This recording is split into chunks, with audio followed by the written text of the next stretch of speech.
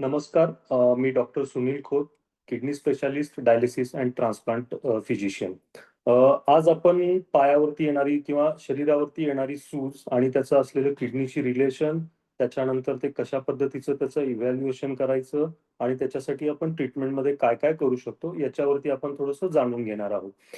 पहिली गोष्ट म्हणजे सूज, याचा अर्थ पायावरती सूज येते किंवा शरीरावरती सूज येते, याचा अर्थ काय होतो, की साधारणतः शरीराच्या वेगवेगळ्या भागांमध्ये शरीरामधलं जे द्रव पदार्थ आहे ते जाऊन साठून राहतं. बेसिकली ही सूज आपण पाहतो मेनली पायावरती, आपल्या घोट्याजवळ सूज येते, त्याच्यानंतर पोटावरती सूज येते, छातीमध्ये पाणी भरतं. काही आजारांमध्ये सकाळी उठल्यानंतर आपल्या डोळ्याभोवती सूज असू शकते. शरीरावरती वेगवेगळ्या भागामध्ये सूज येण्याचे खूप काही कारणं आहेत. पण त्याच्यापैकी काही बेसिक आहेत, जसं की हृदयामध्ये प्रॉब्लेम्स असणं, लिव्हरमध्ये प्रॉब्लेम असणं, किडनीचा आजार असणं. आपल्या थायरॉइडच्या आजारामध्ये पण भरपूर वेळा आपल्या पायावरती सूज येते. काही वेळा पायाच्या ज्या रक्तवाहिन्या असतात त्याच्यामध्ये रक्ताच्या गुठळ्या तयार होणं, त्याच्यामुळेही सूज येऊ शकते. तर यापैकी आपण आता आज पाहणार आहे, की किडनीच्या आजाराची आणि शरीरावरती येणाऱ्या सुजेचं काय रिलेशन असते. नॉर्मली किडनी ह्या शरीरामध्ये 2 बीन प्रकारचे अवयव असतात, आपल्या पोटामध्ये असतात. त्यांचं मेन काम आहे शरीरामध्ये जे नको असणारे पदार्थ तयार होतात आणि जे अतिरिक्त पाणी असतं, हे दोन्ही लघवी वाटेत बाहेर टाकणं, हे किडनीचं मेन काम असतं. याच्या व्यतिरिक्त किडनी शरीरामध्ये वेगवेगळ्या क्षारांचं प्रमाण मेंटेन ठेवणं, जसं की सोडियम आहे, पोटॅशियम, कॅल्शियम, फॉस्फरस यांचं प्रमाण मेंटेन ठेवणं, हे किडनीचं दुसरं काम आहे. याच्या व्यतिरिक्त किडनी आपलं रक्त तयार होण्यासाठीही खूप सारं मदत करतं.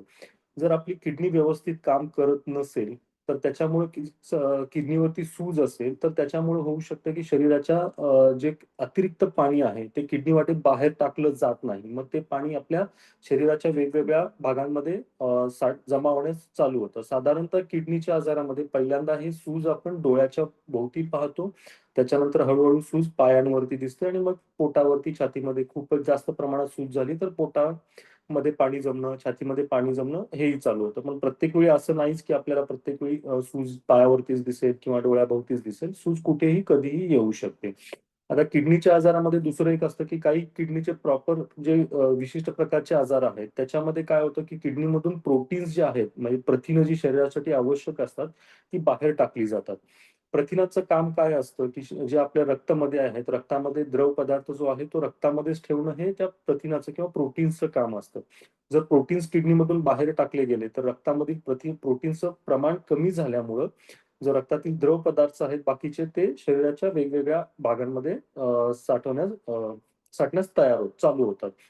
मग एकदा शरीरावरती सूज यायला लागली, तर मग खूप वेळा पोटावरती सूज, पोटामध्ये पाणी जमा होतं, छातीमध्ये पाणी जमा होतं, मग दम लागायला चालू होतं. आपण थोडंही जरा अंतर चाललो, तर आपल्याला दम लागतं. तर ते पाणी खूप जास्त साठल्यामुळे भरपूर वेळा ब्लड प्रेशरही आपलं वाढू शकतं. तर अशी काही लक्षणं दिसली, तर इमिडिएटली तुमच्या जवळपास जे कोणी किडनीचे स्पेशालिस्ट असतील त्यांच्याकडे जायचं. ते सांगतील त्या पद्धतीनं तुम्ही टेस्ट करायच्या. बेसिकली आपल्याला ब्लड टेस्ट कोणत्या लागतात, की शरीरामध्ये रक्ताचं प्रमाण किती आहे ते बघावं लागतं. किडनी फंक्शन टेस्ट, ज्याच्यामध्ये आपण युरिया आणि क्रिएटिनिन बघतो. ह्या टेस्ट कराव्या लागतात आणि याच्या व्यतिरिक्त मेन जी टेस्ट असते ती असते लघवीची टेस्ट. लघवीमध्ये आपण प्रोटीन्स बघतो किंवा लघवीमध्ये रक्त जात आहे का हे पाहतो. त्याच्यानंतर आपण 24 तास लघवीची तपासणी पण करतो, ज्याच्यामध्ये आपण पूर्ण 24 तासामध्ये लघवीतून किती प्रोटीन्स बाहेर पडतायत, हे पण आपण चेक करतो. आणि त्याच्याप्रमाणे जे काही त्याचे रिझल्ट्स असतील, त्याच्याप्रमाणे आपण पुढचं निदानासाठी पुढच्या बाकीच्या आणखीन काही टेस्टची गरज असेल, तर ते आपण चालू करतो. मेनली जे पेशंट्स डायबिटिक किंवा हायपरटेन्शन्स असतात, त्यांच्यामध्ये पायावरती सूज येणं हे खूप जास्त प्रमाणात दिसतं आणि त्याचं एक असं इंटरप्रिटेशन केलं जातं किंवा असं निदान केलं जातं, की नाही, मला डायबिटीज आहे म्हणून माझ्या पायावरती सूज येते किंवा मला ब्लड प्रेशर आहे म्हणून माझ्या पायावरती सूज येते. पण ज्यावेळी तुम्हाला पायावरती सूज येते, तर प्रत्येक वेळी किडनीच्या टेस्ट केलेलं कधीही बेटर राहतं. कारण किडनीचे जे आजार्स असतात, ते जितक्या लवकर त्याचं निदान करून, जितक्या लवकर त्याची ट्रीटमेंट चालू करता येईल, तितक्या लवकर ते आजार आपल्याला कंट्रोलमध्ये ठेवता येतात. एकदा तुमच्या बेसिक टेस्ट झाल्या, तर तुमच्या ट्रीटमेंट्स व्यवस्थित चालू झाल्यानंतर ते आपल्याला ट्रीटमेंट कंटिन्युअसली ठेवावी लागते. तर त्याच्यासोबतच, जसं की औषधांसोबतच आपल्याला काही बेसिक आहारामध्ये काही पथ्यही पाळावे लागतात. तर त्यामध्ये मेन असतं, की मिठाचं प्रमाण कमी. मिठाचं प्रमाण कमी म्हणजे किती घ्यायचं? नॉर्मली आपल्याला टेस्टसाठी जितकं मीठ लागतं तेवढंच घ्यायचं. आपण म्हणतो, की 2.5 ते 3 ग्रॅम मीठ आपलं 5 मॅक्सिमम 5 ग्रॅम पर्यंत आपलं मीठ आलं पाहिजे. आता खूप लोकांचं असतं की कोणतं मीठ आम्ही शेंदा मीठ घेतो, तर ते चालतं का? कोणत्याही प्रकारचं मीठ असेल, पण त्याच्यामध्ये कोणतं मीठ आहे याच्यापेक्षा किती मीठ आहे हे जास्त इम्पोर्टंट असतं. त्यामुळे कोणत्याही प्रकारचं मीठ असू दे, मिठाचं प्रमाण कमी ठेवणं हे गरजेचं आहे. दुसरं आहे की पाण्याचं प्रमाण. खूप वेळा तुम्हाला डॉक्टर सांगतात की किडनीचा आजार असेल तर पाणी जास्त प्यायचं. किडनीच्या आजाराचं आणि पाण्याचं खूप महत्त्वाचं रिलेशन आहे. त्यामुळे पाणी किती प्यायचं हे स्वतः डिसाईड करण्यापेक्षा डॉक्टरांना डिसाईड करू दिलेलं जास्त बेटर राहतं. साधारणतः असं राहतं की जर तुमच्या पायावरती सूज येत असेल किंवा शरीराच्या कुठल्याही भागावरती सूज येत असेल, कुठल्याही कारणाने असू दे किंवा हार्टच्या रिलेटेड असू दे किंवा लिव्हरच्या प्रॉब्लेममुळे असू दे, तर नॉर्मली आपल्याला पाण्याचं प्रमाण हे कमी करावं लागतं. तर पाण्याचं प्रमाण किती कमी करावं लागतं, हे तुमच्या सूज किती आहे त्याच्यावरती डिपेंड राहतं. भरपूर असे किडनीचे आजार आहेत, ज्याच्यामध्ये पायावरती सूज येत नाही किंवा शरीराच्या कुठल्याच भागावरती सूज येत नाही. अशा किडनीच्या आजारामध्ये नॉर्मली आपण पाण्याचं रिस्ट्रिक्शन्स ठेवत नाही. याच्या व्यतिरिक्त तिसरं असतं की आता मी जसं एक रिझन सांगितलं की शरीरामधून प्रोटीन्स लॉस होत आहेत. तर भरपूर वेळा असं होतं की प्रोटीन्स लॉस होत आहेत म्हणून आपण जास्त प्रोटीन्स घ्यायचे का? तर हे सगळं काही किडनीचं एक्झॅक्ट कोणत्या कारणामुळे झालेलं आहे आणि किडनीचा आजार कोणत्या स्टेजला आहे याच्यावरती डिपेंड राहतं की शरीरामध्ये प्रथिन किंवा प्रोटीनचं प्रमाण आपल्याला वाढवायचं आहे की नाही. ते तुमचं किडनीचं निदान झाल्यानंतरच डिसाईड होतं.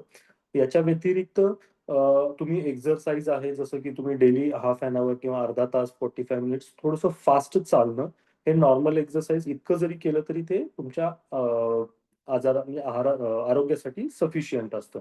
याच्या व्यतिरिक्त खाण्यावरती जे गोड पदार्थ आहेत किंवा डायबिटीजचे जे पेशंट्स आहेत त्यांनी गोड पदार्थ अव्हॉइड करणं हे इम्पोर्टंट असतं. काही फळं आहेत, जी की किडनीच्या आजारामध्ये आपल्याला त्या अलाउड नाही करतायत. तर ते तुमच्या किडनीच्या डॉक्टरांच्या सल्ल्यानुसार तुम्ही ते कंटिन्यूअस ठेवू शकता. माझं एकच शेवटी एकच तुम्हाला सजेशन राहील, की पायावरती सूज असेल किंवा शरीराच्या कोणत्याही भागावरती सूज असेल, तर बेसिकली 3 मेन आपले शरीरातले अवयव असतात, जे इन्व्हॉल्व असतात. ज्याच्यामध्ये किडनी एक इम्पोर्टंट आहे, दुसरं हृदय आहे आणि लिव्हर आहे. तर प्रत्येक वेळी यांच्या बेसिक टेस्ट केल्या तर लवकरात लवकर निदान जर झालं, तर पूर्ण जे अवयव पूर्ण खराब होण्यापासून आपण वाचू शकतो. याच्या व्यतिरिक्त जे काही तुमचे क्वेशन्स किंवा तुम्हाला जे काही डाउट्स असतील, तर तुम्ही मला माझ्या क्लिनिकवरती भेटू शकता. माझं क्लिनिक मोशीमध्ये आहे.